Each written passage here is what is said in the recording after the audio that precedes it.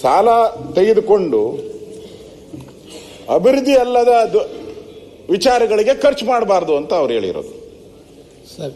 ಇಲ್ಲಿ ಅವ್ರೇನು ಖರ್ಚು ಮಾಡಿದ್ದಾರೆ? ಫ್ರೀಗಳಿಗೋಸ್ಕರ ಖರ್ಚು ಮಾಡಿದ್ದಾರೆ.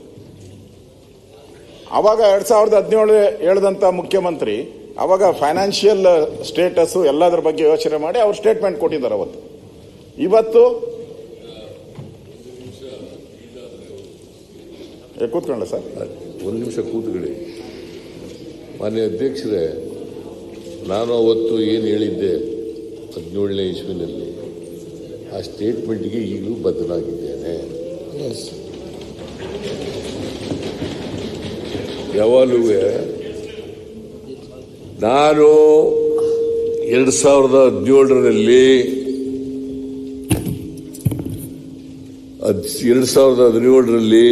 ಏನು ಸ್ಟೇಟ್ಮೆಂಟ್ ಮಾಡಿದ್ದೀನಿ ಈ ಸದನದಲ್ಲಿ, ಆ ಹೇಳಿಕೆಗೆ ಈಗಲೂ ಬದ್ಧನಾಗಿದ್ದೇನೆ. ನಾನು ಆ ಹೇಳಿಕೆಯಿಂದ ಬದಲಾವಣೆ ಆಗಿಲ್ಲ. ಆಮೇಲೆ ಕೇಳಪ್ಪ, ನೀನು ಹೇಳದಯ್ಯ. ಆಮೇಲೆ ನೀನು ನಾನು ಹೇಳಕ್ಕೂ ಮುಂಚಿತವಾಗಿ ನೀನು ಹೇಳಿದ್ರೆ ಹೆಂಗೆ? ಅವರು ಅನುಮತಿ ಕೊಟ್ಟಿದ್ದಾರೆ, ಅವರು ಈಲ್ಡ್ ಆಗಿದ್ದಾರೆ. ನೀವು ಮಧ್ಯೆ ಬಂದ್ಬಿಟ್ರೆ ಹೆಂಗೆ ತಮ್ಮ?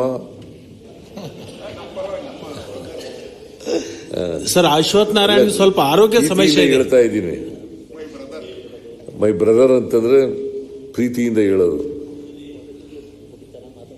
ಸೊ ಮಾನ್ಯ ಅಧ್ಯಕ್ಷರೇ, ಫಿಸ್ಕಲ್ ರೆಸ್ಪಾನ್ಸಿಬಿಲಿಟಿ ಆಕ್ಟ್ನಲ್ಲಿ 3 ಮಾನದಂಡಗಳನ್ನು ಹೇಳಿದ್ದಾರೆ. 3 ಮಾನದಂಡಗಳೇನು? 2002ರಲ್ಲಿ SM ಕೃಷ್ಣ ಅವರು ಮುಖ್ಯಮಂತ್ರಿ ಆಗಿರುವಾಗ ಇದು ಪಾಸ್ ಆಗಿರ್ತಕ್ಕಂಥದ್ದು ಇದೇ ಸದನದಲ್ಲಿ. ಅದರ ಪ್ರಕಾರ ಒಂದು ರಾಜ್ಯದ ಆರ್ಥಿಕ ಪರಿಸ್ಥಿತಿ ಆರೋಗ್ಯಕರವಾಗಿರಬೇಕಾದ್ರೆ ಏನೆಲ್ಲ ಮಾನದಂಡಗಳಿರಬೇಕು ಅಂತ ಹೇಳಿದ್ದಾರೆ. ಫಿಸ್ಕಲ್ ರೆಸ್ಪಾನ್ಸಿಬಿಲಿಟಿ ಆಕ್ಟ್ ಓದಿದ್ದೀನಿ ಅಂತ ಅನ್ಕೊಂಡಿದ್ದೀನಿ ನಾನು. ಅದರ ಪ್ರಕಾರ ರೆವಿನ್ಯೂ ಸರ್ಪ್ಲಸ್ ಇರಬೇಕು.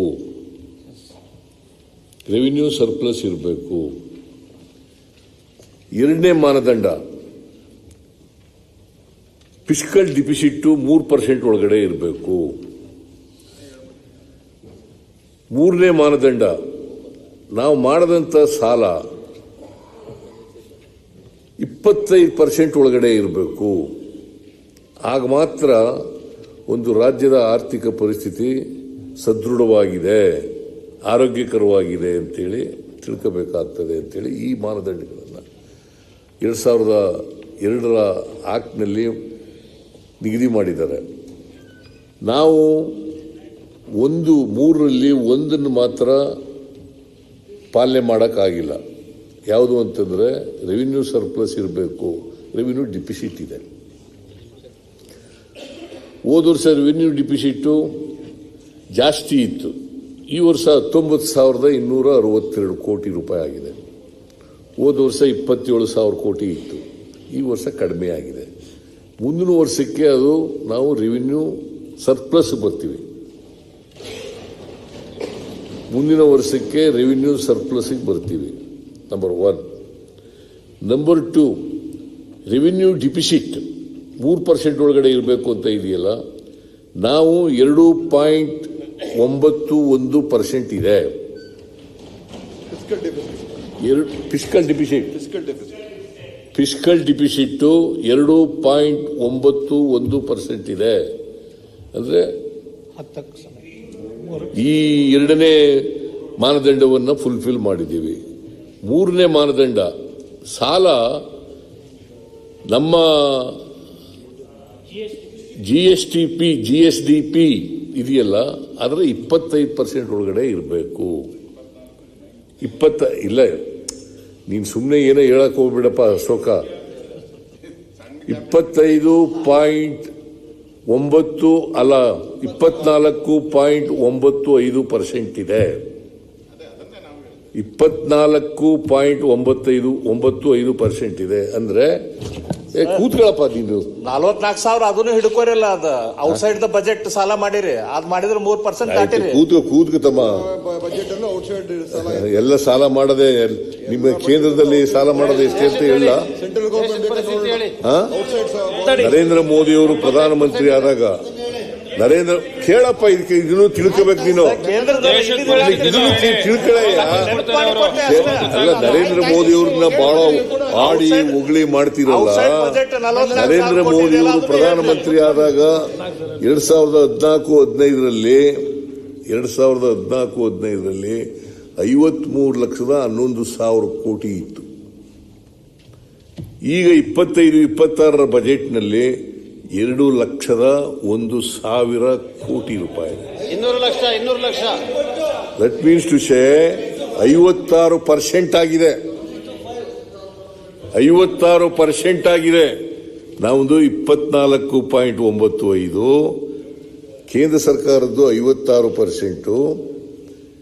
ಒಟ್ಟು ಸಾಲ ಆಗಿರ್ತಕ್ಕಂಥದ್ದು ದೇಶದ ಮೇಲೆ 2,01,000 ಕೋಟಿ. 2,53,11,000 ಕೋಟಿಯಿಂದ 11 ವರ್ಷದಲ್ಲಿ ಎಷ್ಟಾಗಿದೆ? 53 ಲಕ್ಷದಿಂದ, ಅದು ಸ್ವಾತಂತ್ರ್ಯ ಬಂತವಿಂದ 53,11,000. ಬಜೆಟ್ ರಿಪ್ಲೈ ಮಾಡ್ಬಿಟ್ರೆ ಆಮೇಲೆ ಏನ್ ಮಾಡ್ತೀರಾ ಸರ್? ಆಮೇಲೆ ಹೇಳ್ತೀನಿ, ಅದನ್ನು ಬೇರೆ ಬೇರೆ ಹೇಳ್ತೀನಿ. ಇನ್ನು ಬೇಕಾದಷ್ಟು ಹೇಳಕ್ಕೆ ಇದ್ರ ಬಗ್ಗೆ ಮಾತಾಡೋದಿಲ್ಲ.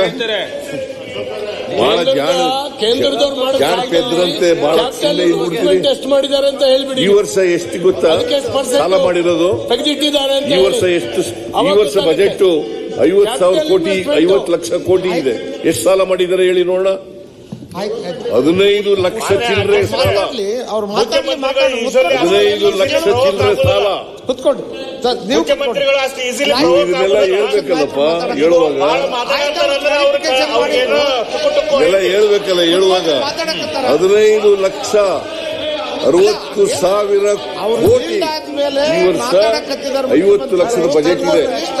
50 ಲಕ್ಷದ ಬಜೆಟ್ ನಲ್ಲಿ 15,60,000 ಕೋಟಿ ಸಾಲ ಸೇವ್ ಮಾಡ್ಕೊಂಡಿರೋದು. ಗೊತ್ತಾಯ್ತಾ? ಅದರಿಂದ ನೀವು ರಾಜ್ಯ ಸರ್ಕಾರದ್ದು ನಾವು ಒಳಗಡೆ ಇದ್ದೀವಿ. 2002 ಫಿಸ್ಕಲ್ ಡಿಸಿಪ್ಲಿನ್ ಆಕ್ಟ್ ಒಳಗಡೆ ಇದ್ದೀವಿ. ಆದ್ರೂ ಸಾಲ ಮಾಡ್ಬಿಟ್ಟಿದ್ದೀರಿ ಅಂತ ಯಾವ ಬಾಯಿನಲ್ಲಿ ಹೇಳ್ತೀರಪ್ಪ? ಕೇಂದ್ರ ಸರ್ಕಾರದ ಬಜೆಟ್ ನೋಡಿ ಅಧ್ಯಕ್ಷರೇ, ಹೇಳ್ರಿ. ಕೇಂದ್ರ ಸರ್ಕಾರದ ಬಜೆಟ್ ನೋಡಿ. ನಾನು ಅದನ್ನು ಬಿಟ್ಟುಬಿಟ್ಟು ಕರ್ನಾಟಕ ಸರ್ಕಾರದಲ್ಲಿ ಸಾಲ ಮಾಡಿಬಿಟ್ಟಿದ್ದಾರೆ. ನಾವು ಇತಿಮಿತಿ ಒಳಗಡೆ ಮಾನದಂಡಗಳು ಏನಿದೆ 2004-2ರಲ್ಲಿ ಫಿಸ್ಕಲ್ ರೆಸ್ಪಾನ್ಸಿಬಿಲಿಟಿ ಆಗ್ತಿದೆ. ಇಡೀ ದೇಶದಲ್ಲಿ ಆಯ್ತು ಅದು. ಅಧ್ಯಕ್ಷರೇ, ಬರೀ ಕರ್ನಾಟಕ ಒಂದರಲ್ಲ, ಇಡೀ ದೇಶದಲ್ಲಿ ಮತ್ತೆ ಎಲ್ಲ ರಾಜ್ಯಗಳಲ್ಲಿ ಆಯ್ತು. ಅದರಿಂದ ನೀವು ಈ ಬಂಡತನ ಇದೆಯಲ್ಲ, ಈ ಬಂಡತನ ಪ್ರದರ್ಶನ ನೋಡ್ರಿ, ನೀವು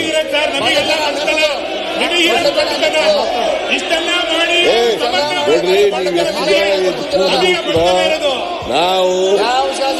ನಾವು ವಿಚಲಿತರಾಗಲ್ಲ. ನಾನು ವಿಚಲಿತ ಆಗಲ್ಲ. ನೀವು ಎಷ್ಟು ಜನ ಕೂಗಿದ್ರು ಕೂಡ ಸಾಲ ಮಾಡಿ ತುಂಬ ತಿಂಡಿ ಅನ್ನುವ ಕಾನ್ಸೆಪ್ಟ್ ಈಗ ನಮ್ಮ ನಾವು ಅಧ್ಯಕ್ಷರೇ ಈಗ ರೆವಿನ್ಯೂ ಡಿಫಿಸಿಟ್ ನಿಮ್ಮ ಕೇಂದ್ರ ಸರ್ಕಾರದಲ್ಲಿ ಎಷ್ಟಿದೆ ಹೇಳಿ ನೋಡೋಣ.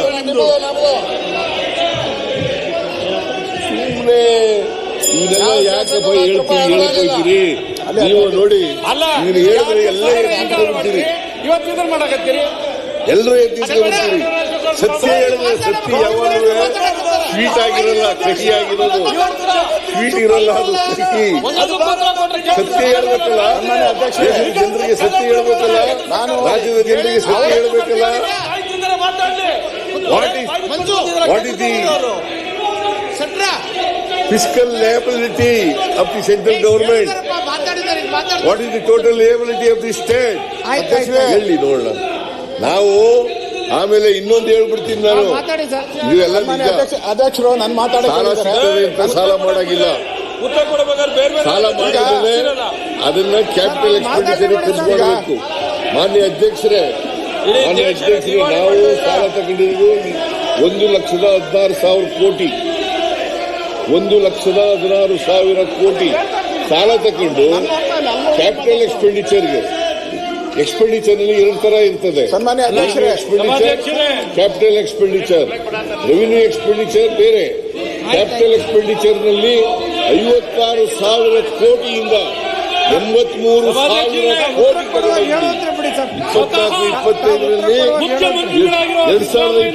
2024-25ರಲ್ಲಿ 2024-25ರಲ್ಲಿ ನಾವು 56,000 ಕೋಟಿ 23-24-23 ಆಮೇಲೆ 24-25ರಲ್ಲಿ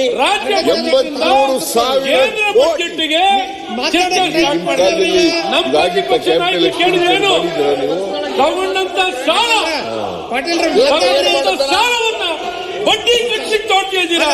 ಸಾಲ ಮರುಪಾವತಿ ನೀವೆಷ್ಟು ಬಡ್ಡಿ ಕಟ್ತೀರಿ ಗೊತ್ತಾಗಿಲ್ಲ ಅಶ್ವತ್ಥನಾರಾಯಣ.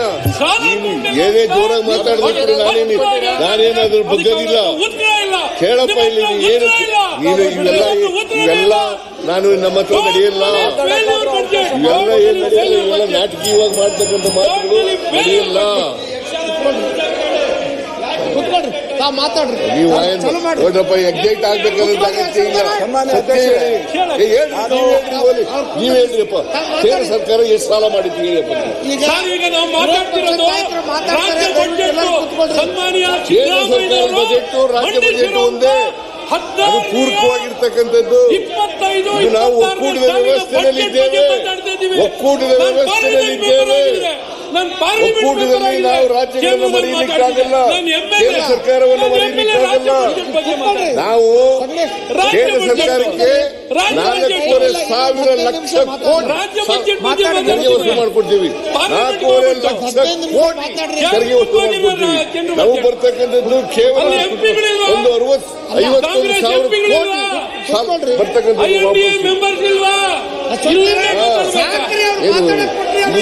ಇದು ಒಕ್ಕೂಟ, ಫೆಡರಲ್ ಸ್ಟ್ರಕ್ಚರ್, ಫೆಡರಲ್ ಕಂಟ್ರಿ. ನೀವೆಲ್ಲ ಕುತ್ಕೊಳ್ರಿ, ಬಾಯಿ ಬಂದಾಗ ಏನೋ ಮಾತಾಡೋದು.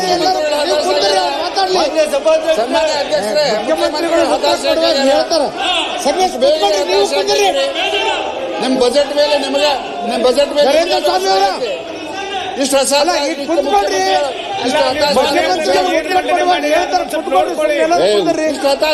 ಅಧ್ಯಕ್ಷರೇ, ನಾನು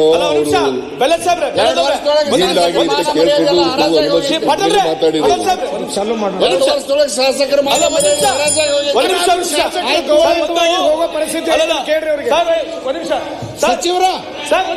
ಸಚಿವರ ಸರ್ ಅಲ್ಲ ಅವ್ರಿ ಒಂದೇ ನಿಮಿಷ ಅಲ್ಲ ಸರ್, ನೀವು ಕುತ್ಕೊಳ್ರಿ. ಅಲ್ಲ ಮಂತ್ರಿಗಳು ಮಾತಾಡಕ್ಕೆ ನೀವು ಕುತ್ಕೊಳ್ರಿ, ಒಂದು ನಿಮಿಷ ಮಾತಾಡ್ರಿ, ಅವ್ರು ಮಾತಾಡ್ತಾರೆ. ಒಂದು ನಿಮಿಷ ಕುಂದ್ರಿ, ನೀವು ಹೇಳ್ರಿ. ಒಂದು ನಿಮಿಷ ಅವ್ರೇನೋ ಕ್ಲಾರಿಫಿಕೇಶನ್ ಅಲ್ಲ ರಿಕ್ವೆಸ್ಟ್ ನನಗೆ ಒಂದ್ ನಿಮಿಷ ಅವ್ರು ನನ್ನ ಮಾತಾಡುವಂತವ್ರೆ ಹೇಳ್ಬಿಡ್ಲಿ ನೋಡ್ರಿ, ಎಲ್ಲರೂ ಮಾತಾಡ್ತಿದ್ರಿ.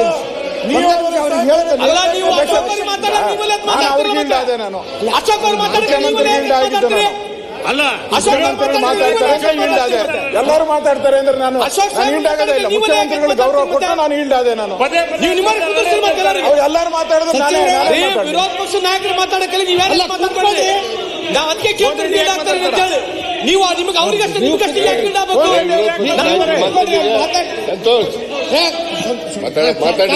ಸಾಕ್ ಬಿಡ್ರಿ, ಮಾತಾಡ್ತಾರೆ ಕೊಡ್ರಿ. ನೀವು ಮಾತಾಡ್ರಿ, ಆಯ್ತು ಮುಗೀತೀಗ. ನೀವು ಮಾತಾಡಿ ಸರ್, ಮಾತಾಡ್ರಿ. ಸನ್ಮಾನ್ಯ ಅಧ್ಯಕ್ಷರೇ,